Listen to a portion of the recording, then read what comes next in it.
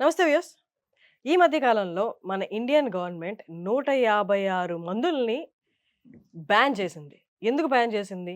FDC fixed drug combination అంటారు. ఇవన్నీ ban చేసింది. అంటే మనం ఇప్పుడు రెగ్యులర్‌గా ఎళ్లి మెడికల్ షాప్‌లో జ్వరానికో, దగ్గుకో, తలనొప్పికో టాబ్లెట్స్ తీసుకుంటాం గదా! అవి కూడా ఈ 156 మందుల్లో ఉన్నాయా? ఇవన్నీ మనం అడిగి తెలుసుకుందాం. టాప్ న్యూరో సర్జన్ రంగనాథన్ గారు ఇవాళ మనతో ఉన్నారు. నమస్తే సార్. నమస్తే. ఎందుకు బ్యాన్ చేశారు సార్ 156 రకాల మందుల్ని? అసలు ఎఫ్‌డీసీ అంటే ఏంటి? ఎఫ్‌డీసీ అంటే ఫిక్స్డ్ డ్రగ్ కాంబినేషన్. యాహ్! అది మనం దాని వివరాలు చెప్తే 2 లేదా 3 మందులు హ్మ్. అదే డోస్‌లో ఒక క్యాప్సూల్‌లోనో, ఒక టాబ్లెట్‌లో ఉంటే దాన్ని ఫిక్స్డ్ డ్రగ్ కాంబినేషన్ అంటారు. ఎప్పుడు 2016లో కూడా ఇది జరిగింది. హ్మ్. ఇప్పుడు ఈ సంవత్సరం ఏంటంటే ఒక 4 రోజుల క్రితం, 5 రోజుల క్రితం 156 మందుల్ని నిషేధించారు. అంతకుముందు 2016లో కూడా జరిగింది. హ్మ్. 2016లో అయితే ఏకంగాను 234. మీరడిగారు ఎందుకు ఇన్నాళ్ళ తర్వాత భారతదేశం దాన్ని బ్యాన్ చేశారు? అది ఇన్నాళ్ళు చేయకపోవడమే అది ఎందుకు అని మనం ఆలోచించాలి. హ్మ్. ఎందుకంటే ఫిక్స్డ్ డ్రగ్ కాంబినేషన్స్ అన్నది చాలా పెద్ద బిజినెస్ చేస్తున్నాయి. గత కొన్ని సంవత్సరాల్లో భారతదేశంలో చాలా విరివిగా తయారు చేస్తున్నారు. హ్మ్. ఆ! పెద్ద పెద్ద బడా కంపెనీస్ అన్నీ కూడా.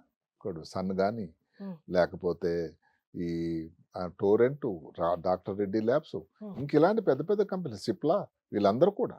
దానికి కారణం ఏంటంటే 2 మందులు గాని ఇచ్చినట్టయితే ఇబ్బంది తొందరగా తగ్గిపోతుంది. ఇప్పుడు ప్రజలకు టైం లేదు కదండీ! హ్మ్. తొందరగా తగ్గిపోవాలి. హ్మ్. డాక్టర్ దగ్గరికెళ్తే పాతకాలంలో ఏదో సింపుల్‌గా పారాసిటమాల్ మందులిస్తే వాళ్ళకి రుచించట్ల. ఇంకో డాక్టర్ దగ్గరికెళ్ళిపోతున్నారు. హ్మ్. సో, అదే వీక్‌నెస్‌ని వీళ్ళు పట్టుకొని 2 మందులు ఇచ్చేస్తే అంటే అలాగే జరిగిందేమిటంటే, ఇప్పుడు మనకు ఉదాహరణకు కొన్ని మందులు తీసుకోండి. హ్మ్. జ్వరం వచ్చింది. హ్మ్. జ్వరం కోసం తగ్గడానికి పారాసిటమాల్ వేసుకుంటాం. హ్మ్. పారాసిటమాల్‌తో కాంబినేషన్ ఈ మధ్యన నిమిసలైడ్ అని ఒక మందొచ్చింది. హ్మ్. ఆ! నిమిసలైడ్ కూడా అదే పని చేస్తుంది. అయితే ఏమిటి నిమిసలైడ్ తాలూకు పనితనం ఎంత? పారాసిటమాల్‌తో ఏదైతే జ్వరం తగ్గడానికి ఉపయోగపడేదంత, హ్మ్. ఏదైనా వాపు గాని యాంటీ ఇన్‌ఫ్లమేటరీ ఎఫెక్ట్ ఏదైతే ఆస్పిరిన్‌కి ఎంతైతే ఉంటుందో అంత. హ్మ్. అదే కాకుండా డైక్లోఫెనాక్ అని ఇస్తాం. హ్మ్. డైక్లోఫెనాక్ నొప్పి కోసం. హ్మ్. ఆ నొప్పి తగ్గడానికి అంత. అయితే మరి రెండిటి ఇవ్వడంలో ఎంతవరకు సబబు ఆ కాంబినేషన్? ఎందుకంటే అమెరికా లాంటి దేశాల్లో ఈ ఫిక్స్డ్ డ్రగ్ కాంబినేషన్స్ అలౌడ్ లేదు. హుహు. ఆ! హ్మ్. అంటే దానివల్ల ఇప్పుడు మాటకి ఇదే తీసుకోండి నిమిసలైడ్, పారాసిటమాల్ లివర్ చాలా డ్యామేజ్ అయిపోతుంది.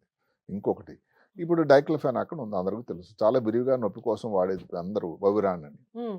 అంతా చాలా వాడుతూ ఉంటారు. హ్మ్. ఒక వవిరాన్‌తో సరిపోదు. వవిరానే పొట్టలో మంటలు ఇవన్నీ వస్తూ ఉంటాయి. హ్మ్. దానికి తోడు సెరాపెప్టిడేజ్ అని ఒకటి కల్పిస్తున్నారు ఈ మధ్య. అంటే పులి మీద బుట్టలాగా అది. హ్మ్. అంటే 2 కలిపి ఏం చేస్తాయి? ఏదైతే పొట్ట లోపల మంట ఇలాంటివన్నీ ఇబ్బందులు ఎక్కువవుతాయి. ఎవరికైనా గ్యాస్ట్రిక్ అల్సర్ గాని ఉండేటట్టు దాని నుంచి బ్లీడింగు. అబ్బో! హ్మ్. పోనీ అక్కడితో కాకుండా కొన్ని యాంటీబయాటిక్స్ ఉన్నాయి. హ్మ్. యాంటీబయాటిక్స్‌లో కూడా కాంబినేషన్ వచ్చాయి. ఇప్పుడు ప్రస్తుతానికి ఉన్న పరిస్థితుల్లో చాలా కామన్‌గా వాడే యాంటీబయాటిక్స్ ఏంటంటే క్వినోలిన్స్ అని ఉన్నాయి. హ్మ్. దానిలో సిప్రోఫ్లాక్సిన్, నార్ఫ్లాక్సిన్, నాఫ్లాక్సిన్, పీఫ్లాక్సిన్ ఉన్నాయి ఇలాంటి పేర్లు. హ్మ్. ఇప్పుడు మాటకు ముందుకు తీసుకుందాం మనం. ఏదైతే ఉందో ఈ సిప్రోఫ్లాక్సిన్ అని ఉంది. హ్మ్. చాలా ప్రశస్తమైన మందు. అంటే అసలు నిజంగా దీనికోసం ఏది మన టైఫాయిడ్ కోసం మిగతా ఇన్ఫెక్షన్ చాలాంటికి ఏది గొంతుకులో నొప్పి గాని, పంటి నొప్పి గాని, లేదా పొట్టలో ఏదన్నా గాని నొప్పి కన్నా ఏదైనా ఇన్ఫెక్షన్ వచ్చినా మెయిన్‌గా ఇన్ఫెక్షన్ కోసం హ్మ్. యూరిన్‌లో ఇన్ఫెక్షన్ గాని వీటన్నిటికి కూడా ఉపయోగపడేటువంటి గొప్ప మందది. హ్మ్. ఇప్పుడు ఈ సిప్రోఫ్లాక్సిలిన్ అనుకోండి. సిప్రోఫ్లాక్సిలిన్‌తో పాటు ఇంకా టినిడమైడ్ అని టిమిడజోల్ అని ఇస్తున్నారు. హుహు. మరి దానివల్ల ఎంత ఉపయోగం? ఒకటి. రెండోది ఆహ్, నార్ఫ్లాక్సిసిన్ అని చాలా ప్రశస్తమైన మందు. దేనికోసం? యూరిన్ ఇన్ఫెక్షన్ కోసం. దానికి తోడు మెట్రోనెడిజాలు, అలాగే ఆఫ్లాక్సిసిన్‌తో పాటు ఒరినడిజాలు ఇవన్నీ ఇవ్వడం వల్ల ఏమవుతుందనంటే టాక్సిసిటీ అన్నది వ్యక్తుల్లో పెరిగిపోతూ ఉంది. హ్మ్. అక్కడితో ఆగిపోవటం లేదు. ఇప్పుడు ఏదైతే ఉందో ఇందాక చెప్పుకున్నాం టైఫాయిడ్ రావడానికి ఉపయోగపడేటువంటి సాల్మొనెల్లా టైఫీ అనేటువంటి బాక్టీరియా హ్మ్. రెసిస్టెంట్ అయిపోతూ ఉంటుంది. చాలా చీప్ మందండి సిప్రోఫ్లాక్సిలిన్ భారతదేశంలో తయారీ ఉంది. హ్మ్. అలాంటి మందు మరి ఇలా కాంబినేషన్స్ ఇచ్చి మనం దాన్ని ఏ స్థితికి తీసుకొచ్చాం? పనికి రాని మందుగా అయిపోయింది. హ్మ్. అంటే ఇప్పుడు టైఫాయిడ్ కోసం ఈ మందు పనిచేయటంలా. హ్మ్. అప్పుడు ఇంకా కాస్ట్‌లీ మందులు, ఇంకా వేరే మందులు, వేరే ఇంజెక్షన్‌లు ఇవ్వాల్సినొచ్చింది.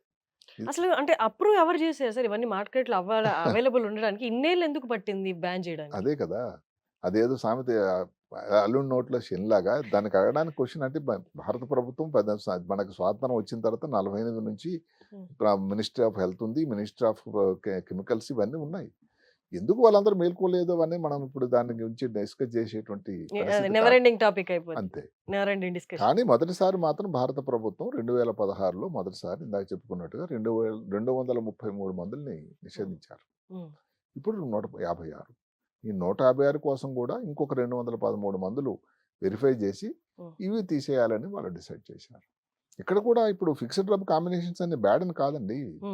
ఫిక్స్డ్ డ్రగ్ కాంబినేషన్ వల్ల పేషెంట్స్కి ఇవ్వాల్సిన డోస్ సరిగ్గా వచ్చి దానివల్ల సైడ్ ఎఫెక్ట్స్ కానీ లేకపోయినట్టయితే 2 మందులు ఉన్నాయండి. 2 మందుల తాలూకా పనితనం అనేది ఒకటి ఉండకూడదు. మళ్ళీ 2 అదే పని చేస్తే మందులు ఎందుకంటే 2 ఎందుకు అందుకు అదే కన్ఫ్యూజన్ కాకుండా కాకపోతే అంతే నార్మల్ కదా, పర్సన్ కి. ఫార్మకోకైనెటిక్స్ అంటాం.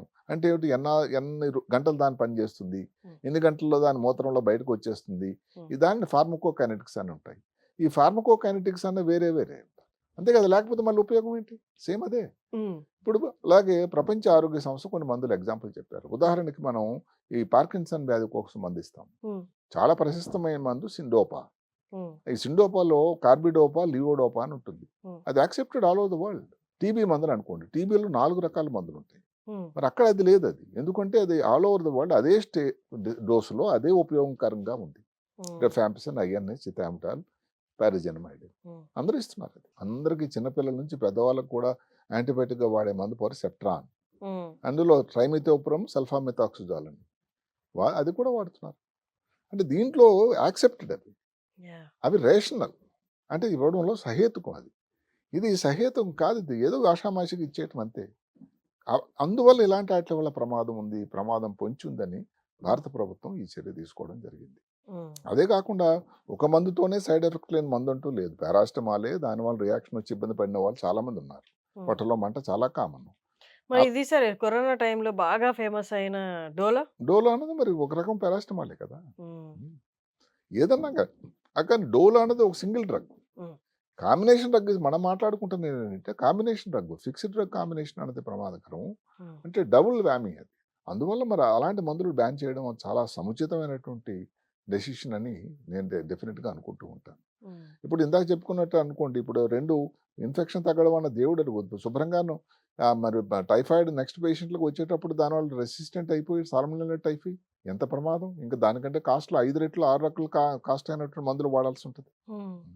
అందువల్ల నేను అనుకోవడం చాలా ముందు ఏదైతే బెటర్ లేట్ దాన్ ఎవర్ అన్నమాట. సరే 2016 వరకు భారత ప్రభుత్వం ఎందుకు మేల్కోలేదు అన్నది మనం, అది పొలిటికల్ అడ్మినిస్ట్రేటివ్ డెసిషన్. అది బెటర్ లేట్ దాన్ ఎవర్. ఇప్పుడైనా మేల్కొని 2016లో కానీ 2024లో కానీ కొన్ని మందులని నిషేధించడం జరిగింది. ఇది మనం శుభసూచకం, నిజంగా మనం అభినందించాలి. సార్, ఫ్యూచర్లో will there be a state like, అంటే ఆ డాక్టర్ దగ్గరికి వెళ్తే సేమ్ పవరే వేరే కంపెనీ మందమ్మా, ఇది అదే పని చేస్తుంది కానీ ఇది వేరే కంపెనీ మందమ్మా, ఇవేమీ లేకుండా గవర్నమెంట్ ఇన్ఫ్లుయెన్స్ తోటి ఏ డాక్టర్ దగ్గరికి వెళ్ళినా పలానా సిమ్టమ్స్కి ఇదే డ్రగ్, ఎక్కడికి వెళ్ళినా ఇదే డ్రగ్ అనే సిచ్యువేషన్ వస్తుందా అక్కడ ఫ్యూచర్? డ్రగ్ అన్నది మందు అదేనమ్మా. అందులో కాంబినేషన్ కానీ కంపెనీ ఎవరైతే తయారు చేస్తున్నారో అన్నది. ఇప్పుడు భారతదేశంలో ఇప్పుడు ఫార్మా హబ్ ప్రపంచంలోనే, ముఖ్యంగా హైదరాబాద్ నగరం చాలా పేరెన్నెక్కగలది కోవిడ్ రోజుల నుంచి కూడా. అంటే ఇన్ని కంపెనీలు, దానివల్ల ఇక్కడ నుంచి దానికి ఇంపోర్ట్స్ కానీ ఎక్స్పోర్ట్స్ కానీ చాలా చాలా ఉంది. భారతదేశానికి చాలా అది తీసుకొచ్చేటువంటి ఆర్థిక పరిస్థితి మెరుగవడానికి ఉపయోగపడేది. అంటే అన్ని కంపెనీలు తయారయ్యాయి, చిన్న చిన్న కంపెనీల నుంచి పెద్ద కంపెనీల వరకు ఎన్ని ఉన్నాయండి ఫార్మా కంపెనీస్. ఇప్పుడు అదే పారాస్టమాల్ అనుకోండి, అందరూ డోల్ అని రాయరు కదండి, ఇంకోళ్ళు క్రోసిన్ అన్నారు, ఇంకో పేరు ఉంటుంది. అది భారతదేశం అన్నది నిషేధించడానికి లేదు. అయితే ఏంటంటే ఈ పని కోసం ఇచ్చే మందు ఇంతే డోసు ఉండాలి సుమా అని వాళ్ళైతే చెప్పొచ్చు. మెయిన్గా ఫిక్స్డ్ కాంబినేషన్ కోసం ఈసారి వాళ్ళు ఇది కొరడా జల్పించారు. Okay, thank you sir, thank you so much. Right.